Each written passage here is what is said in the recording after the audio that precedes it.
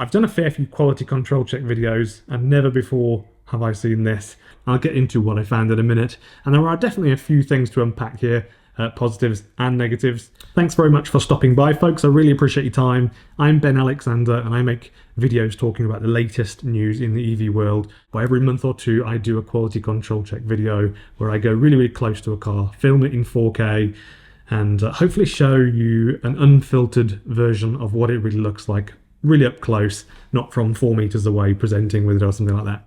This is one of my quality control check videos with the Tesla Cybertruck. So I laid on my back, literally, to get right under the truck. So hopefully I didn't miss anything for you. Also, I was in the middle of a very busy day moving things around. It was very hot as well. And I realized I looked a plonker. So let's start with my first overall impressions of seeing the Cybertruck in person. Aside from its obviously very unique image, size-wise, it's not as big as you might imagine if you've just seen it on YouTube. In person, it's relatively large, for sure. It's bigger than a BYD Dolphin. Not as big as you might imagine, though. Probably still too big for the UK roads. And I used to drive a Prius. As you can imagine, you kind of fly under the radar with a Prius. Nobody looks at you. In a Cybertruck, subtly, definitely goes out the window. People will gawp, I'm sure. You'll never really be able to drive one without being stared at. So let's just quickly go into the basic specs of the Cybertruck. The base version, cheapest you can get, $50,000 US, 0 to 60 miles an hour, 6.5 seconds, 6.5. Motor on the back. Range is about 200 miles, really, 180 to 200 real world, depending on your speed, obviously. There were a few notable positives when I started having a look around and looking underneath it and laying on my back and looking in the wheel arches, looking at the brakes. The steel body feels super tough. Obviously, bare hands are probably not the best way to confirm this, but when you give it a good bang and you feel it, just listening to it and the feel, it feels really, really, really tough. The tyres, I think they're a fantastic fit, and they probably never get talked about, but they look pretty great in real life when you see it in person. The gaps and the edges on things are all fine. I think we've moved past that these days as a topic. It's all right. The edges of the metal, the panel gaps, all okay.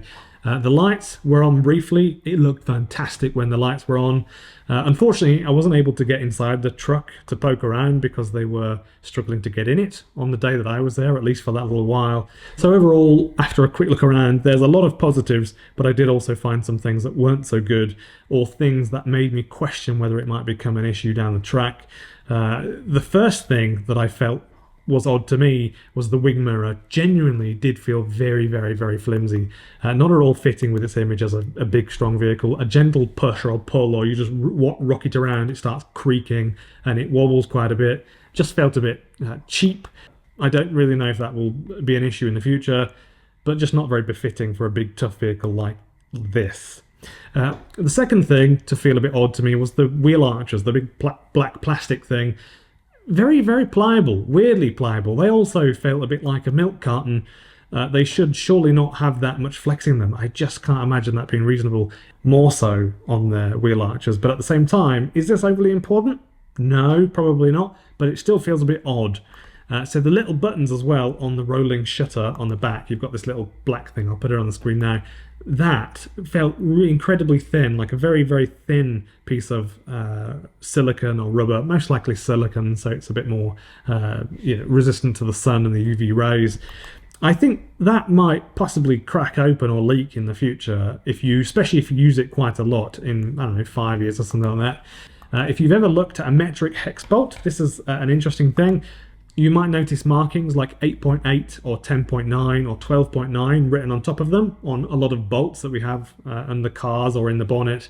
If you open your bonnet, you'll see a couple of bolts with this on. 8.8 is the grade that refers to the tensile strength, which generally means 116,000 psi, or grade 10.9 is generally 150,000 psi, and 12.9 is the best, 175,000 psi. Really, really good quality bolts. I saw them all over the Cybertruck, which is obviously that's a very good thing. These markings on them, that suggests to me that they've thought about it and they've used proper bolts, and they all seem to have a kind of coating on them as opposed to having uncovered bolts, and then they've thumbed some grease on, which is sometimes what you see. So this just looks a bit more polished. I like that they did that. And it was fantastic to see the stickers as well, saying made in the USA. You often see that when you're looking at Teslas under the bonnet and on the brakes and in the wheel arches and things like that. I was generally impressed until I saw this bit of rust. Stainless steel obviously doesn't rust, especially not when it's brand new. So what do you think is going on here? I know a lot of the people who watch my videos are scientists or engineers. Could you hypothesize a bit why this could be happening? I'd be really interested to know. And if anybody has a Cybertruck, can you also check your Cybertruck and go in the comments and let me know what you see, if you see the same thing or not. Perhaps the weld is normal steel and they've used normal steel on stainless steel sheets and they've welded it together, but they've just not coated it. Maybe they just imagined that it would last at least 5 or 10 years and it would be okay because nobody would look in there. Maybe they expect the oxidization to protect somewhat against rust, which maybe it has, I don't know. And that's just faded away over the weeks and months. I obviously don't know. So there's a mixture of good and bad quality, and in short, the Cybertruck is fascinating because it seems to be a bit of a mixed bag. There are various things that feel overtly cheap and thin, some things overtly strong and sturdy and super well done, all in one vehicle. Normally, when I see a vehicle, they're generally consistent enough with how they look and feel that the sense that you get from them is such that it makes sense as a package. And it's pretty clear cut whether it's a great car, decent car, bad car, terrible car. The Cybertruck was a bit all over the place, but I'd still say in general it's well built. I reckon you will be pleasantly surprised when you see one in person if you're considering buying one.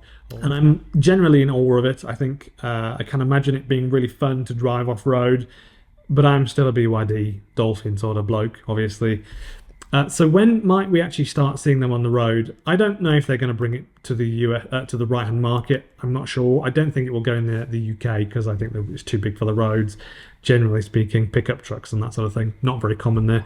But in Australia, there's only 29 million people in Australia? A lot of people here obviously would just buy one immediately. A lot of people, probably, it's a very dense population of people that would buy pickup trucks, that sort of thing. I can imagine that, but they've got apparently no plans to bring it to a right-hand market, but they've shipped it to Australia so that people can view it in a Tesla showroom. So I don't know. I don't know if we'll get it in a right-hand market. I don't know. As of April 2024, Tesla had delivered 3,878 Cybertrucks in North America, and then as of October that went up to 12,000, all in the US obviously. So they're getting them out slowly. They haven't ramped up production yet.